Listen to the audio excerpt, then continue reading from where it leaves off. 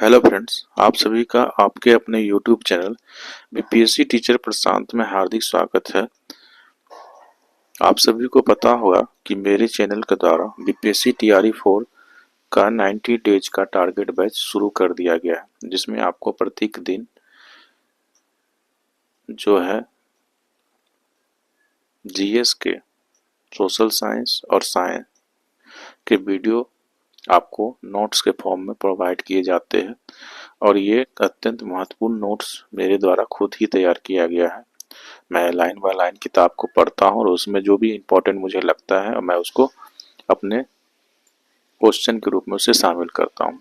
इसमें मैं सिंपल से लेकर एडवांस सारे प्रश्न को शामिल करता हूँ ताकि जो भी कैंडिडेट चाहे आर्ट्स के हो या साइंस को हो उनको समझने में भी आसान हो और वो एक बार इसको देख ले वीडियो को तो उसके दिमाग में सही से बैठ जाए। फिर भी अगर कोई डाउट रहता है तो हमने इसके लिए एक व्हाट्सएप ग्रुप तैयार किया है ताकि हम लोग आपस में डिस्कस कर सके और अगर कोई डाउट रह जाए तो उस पर बात कर सके। इसके अलावा आपको मैथ के भी जो इम्पोर्टेंट चैप्टर होते हैं जीएस में जो क्वेश्चन 40 नंबरों को आता है उसका भी आपको आगे मैं वीडियो प्रोवाइड करूंगा और वीकली जो है टेस्ट भी लूंगा व्हाट्सएप ग्रुप के ही माध्यम से। इसलिए हमारे व्हाट्सएप से आप जुड़ जाए। व्हाट्सएप ग्रुप का लिंक मैं अपने इस वीडियो के डिस्क्रिप्शन बॉक्स में डाल दूंगा, आप लोग निश्चित रूप से जुड़ जाइएगा।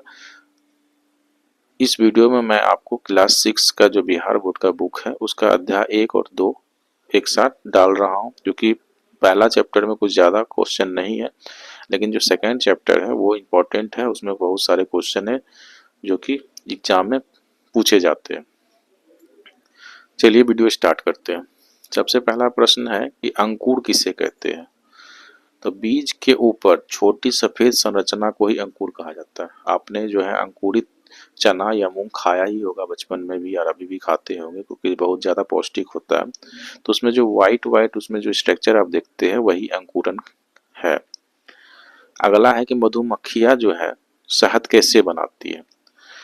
तो मधुमक्खी जो है जो फूल का मीठा रस होता है जिसको मकरंद कहते हैं उसको खाता है, पेट में उसके जाते हैं, उसमें जो है एंजाइम से प्रक्रिया करने के बाद वो शहद में चेंज हो जाता है।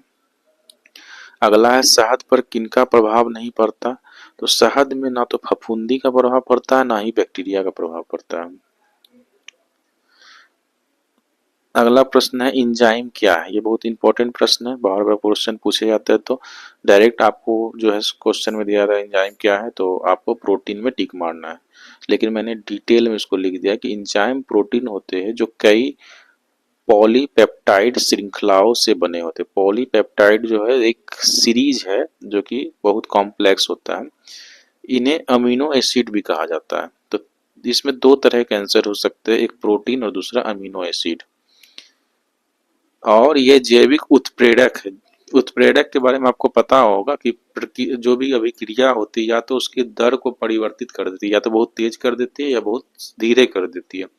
तो यहाँ पर जो है तेज करने का काम होता है, रासायनिक प्रतिक्रिया को तेज करता है। जब हम पाचन पढ़ेंगे तो उसमें बहुत सारे एंजाइम जो हमारे शरीर में होते हैं उसकी प्रतिक्रिया को पढ़ेंगे, लेकिन फिलहाल आपको एंजाइम के बारे में पता यही होना है कि वो प्रोटीन है या एमिनो एसिड है।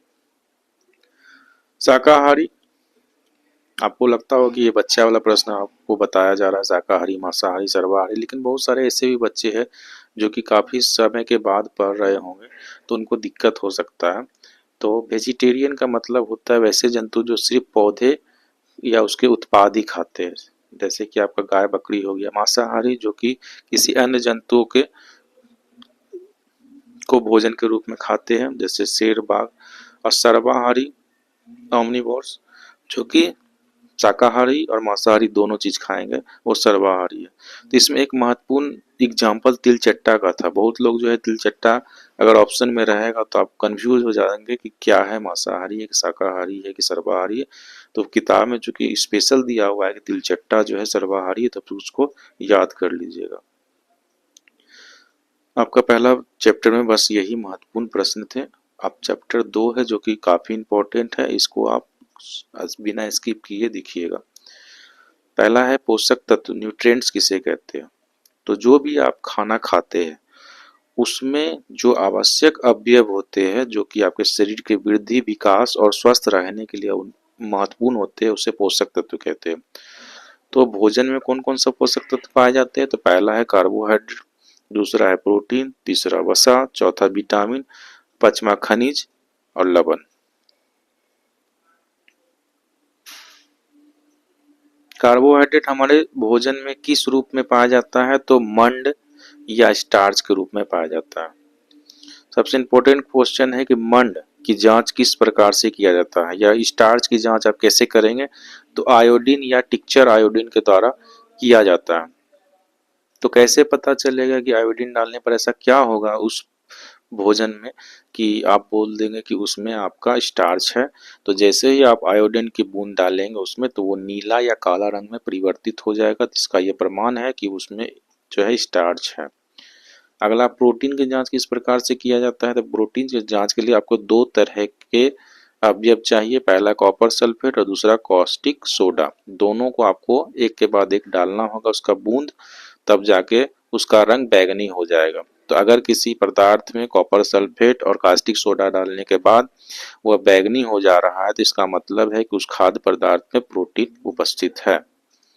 वसा की जांच कैसे करेंगे। तो ये आपसे प्रश्न नहीं पूछा जाएगा, लेकिन आप जान लीजिए कि अगर किसी भी चीज में वसा है तो उसका कागज पर धब्बा लग जाएगा। आप भी अगर कुछ खाना का आइटम लेके जाते हैं, जैसे पूड़ी हो गया, पराठा हो गया, और अगर आप पेपर वगैरह में उसको रखते हैं तो देखते होंगे दाग लग जाता है। तो वही जो दाग है वो वसा का प्रमाण है, क्योंकि वह तेल से बना, और तेल, डालडा, रिफाइन, घी जो भी कुछ है उसमें वसा पाया जाता है। कार्बोहाइड्रेट का मुख्य कार्य क्या है। तो ऊर्जा प्रदान करना। उसी तरह वसा का भी काम जो है ऊर्जा प्रदान करना होता है। और कार्बोहाइड्रेट अगर आप अधिक मात्रा में खा लेते हैं तो वही वसा में भी परिवर्तित हो जाता है। जो आप कभी फास्टिंग वगैरह में रहते हैं तो वही वसा फिर बाद में टूट जाता है आपके शरीर में ही, और फिर कार्बोहाइड्रेट के रूप में बदल कर आपको ऊर्जा प्रदान करता है। ये प्रक्रिया आपके शरीर में चलती रहती है। अगला है ऊर्जा देने वाला भोजन किसे कहते हैं। तो वसा और कार्बोहाइड्रेट ऊर्जा देने वाला भोजन है। प्रोटीन का क्या कार्य है। प्रोटीन जो है शरीर की वृद्धि और शरीर को स्वस्थ रखने में मदद करता है। विटामिन का मुख्य कार्य क्या है। तो रोगों से हमारी रक्षा करता है। शरीर के लिए खनिज लवण क्यों जरूरी है। तो शरीर के लिए उचित विकास और अच्छे स्वास्थ्य के लिए खनिज लवण जरूरी। वैसे तो हमारे शरीर में खनिज और लवण की अत्यंत अल्प आवश्यकता है, लेकिन अगर वो भी आप नहीं लेते हैं तो आप बीमार पड़ जाइएगा, क्योंकि आपको पता होगा कि कुछ अलग स्पेशल खनिज लवण है जो कि आपके लिए जरूरी है। जैसे कि कैल्शियम हो गया, मैग्नीशियम हो गया, तो दांत के लिए, हड्डी के लिए जरूरी। उसी प्रकार आयोडीन जो है आपके शरीर में जरूरी है। अगर आप वो नहीं खाते हैं तो आपको ग्वाइटर, जिसको कि घेंघा रोग कहते हैं, गला फूल जाता है, स्वेलिंग हो जाता है, तो वो हो सकता है। लौह तत्व के प्रमुख स्रोत क्या है। तो पालक है, मेथी है, केला है। रुक्षांश, जिसको आहारी रेशा भी कहा जाता है, जिसको रफनेस भी कहते हैं, क्यों आवश्यक है। तो रुक्षांश शरीर से बिना पचे हुए भोजन को बाहर निकालने में सहायता करता है। आप लोग को पता होगा कि जो हम लोग का पेट साफ नहीं रह पाता है, इसका मुख्य कारण है कि हम लोग रफेज का प्रयोग नहीं करते हैं। तो इसके लिए आपको साबुत अनाज खाना होगा, छिलका के साथ जो है कोई भी अनाज खाना होगा। लेकिन हम लोग क्या करते हैं, स्वाद के कारण जो छिलका को हटा देते हैं। इसी कारण लोग का अधिकतर जो है कॉन्स्टिपेशन या कब्ज का शिकार बने रहते हैं। यही कारण है कि आजकल लोग जो है भोजन के साथ सलाद का सेवन कर रहे हैं। सलाद के रहने से जो है थोड़ा सा आपको आहारी रेशा मिल जाता है और आपका पेट साफ भी रहता है। संतुलित आहार, जिसको बैलेंस डाइट कहते हैं, वो क्या है। तो अगर आपके भोजन में सभी तरह के पोषक तत्व उचित मात्रा में उपस्थित है तो उसी को संतुलित भोजन कहा जाता है। एक प्रश्न पूछा जाता है कि पकाने के बाद कौन सा विटामिन नष्ट हो जाता है। तो विटामिन सी जो है जैसे ही आप गर्म कीजिएगा वो खत्म हो जाता है। इसलिए अधिकतर जो विटामिन सी का स्रोत है फल के रूप में हम लोग उसको डायरेक्ट खाते हैं बिना पकाए हुए। सूखा रोग, मरासमस रोग क्या है। तो जो बच्चे कम भोजन करते हैं तो उसको मरासमस रोग हो जाता है। एक है क्वासियोरकार नामक रोग। ये भी प्रश्न पूछा जाता है कि क्वाशियोर नामक रोग बच्चों में क्यों होता है। तो प्रोटीन के कमी के कारण जो है बच्चों में क्वाशियोर नामक रोग हो जाता है। इसमें बच्चों का पेट फूल जाता है और शरीर जो है बेढंगा टाइप का लगने लगता है। कुपोषण क्या है, तो जब शरीर में आवश्यक मात्रा में पोषक तत्व नहीं मिलते हैं तो उसी को कुपोषण कहा जाता है। अगला प्रश्न है विटामिन की कमी से होने वाला रोग और उससे क्या क्या नुकसान देखने को मिलते हैं। तो ये प्रश्न बार बार पूछे जाते हैं। तो विटामिन ए रतौंधी, रतौंधी का मतलब रात में अंधा, रात में उसको नजर नहीं आता है, या अगर थोड़ा सा विटामिन ए की कमी हो रही है तो दृष्टि जो है कमजोर हो जाता है। विटामिन बी, इससे बेरी बेरी होती है। बेरी बेरी तो बहुत लोग जानते हैं, लेकिन बेरी बेरी आखिर होता क्या है, तो इससे पेशियां जो है कमजोर हो जाती है और काम करने के समय ऊर्जा नहीं मिलता, थकावट बना रहता है। विटामिन सी स्कर्वी, ये भी सब लोग जानते हैं, लेकिन वास्तव में स्कर्वी क्या होता है, तो मसूड़ा से जो है खून निकलने लगता है और घाव भरने में देर लगती है। विटामिन डी रिकेट्स, ये क्या करता है, आपकी हड्डियों को मुलायम कर देता है और उससे वो मुड़ जाता है, टेढ़ा बक्सा आपका जो है हाथ पैर बच्चों का हो जाता है। विटामिन ए का मुख्य स्रोत क्या है, तो गाजर, पके टमाटर, पके पपीते या कोई भी पीला रंग का जो फल होगा गुद्देदार, उसमें विटामिन ए पाया जाएगा। किण्वन का प्रयोग किस व्यंजन को बनाने के लिए किया जाता है। आप लोग पर डे जो है कुछ कुछ खाते होंगे, उसमें कुछ ना कुछ जो है किण्वन का प्रयोग होता है। जैसे कि जलेबी जो है उसको रात में ही घोर के रखा जाता है। जितना भी एग्जाम्पल देंगे वो रात में मुख्य रूप से उसको फेंट के रखा जाता है ताकि जो है कार्बन डाइऑक्साइड बनने के बाद वो फूल जाए और अगला दिन जो उसको बनाए तो खाने में अच्छा लगे। जैसे जलेबी हो गया, भटूरा है, मालपुआ, इडली, डोसा, पाव रोटी। पाव रोटी जो फ्लफी होता है वो किस कारण से होता है, तो उसमें किण्वन होता है जिसके कारण से कार्बन डाइऑक्साइड उसमें भर जाता है और फूला फूला लगता है। गेहूं रोग के विषय में तो आपको बता चुके हैं कि आयोडीन की कमी से होता है। और अंतिम प्रश्न है किण्वन क्या होता है। तो किण्वन एक जैव रासायनिक अभिक्रिया है। जैव रासायनिक कहने का क्या मतलब है, तो जैव मतलब जो है जानवर या एनिमल कह सकते हैं।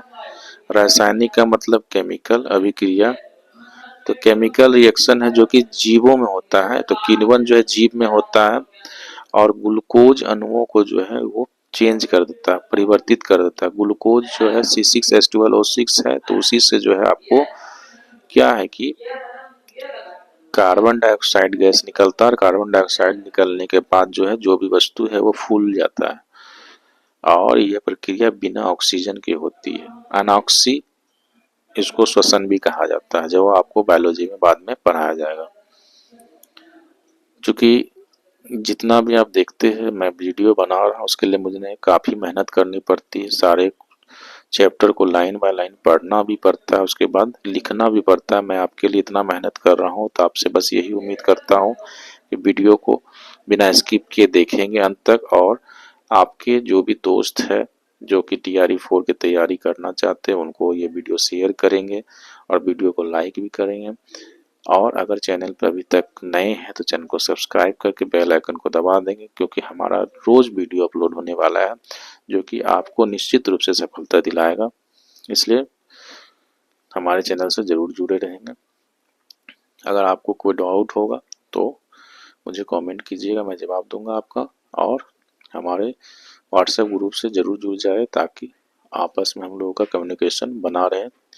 वीडियो को अंत तक देखने के लिए धन्यवाद। जय हिंद, जय भारत।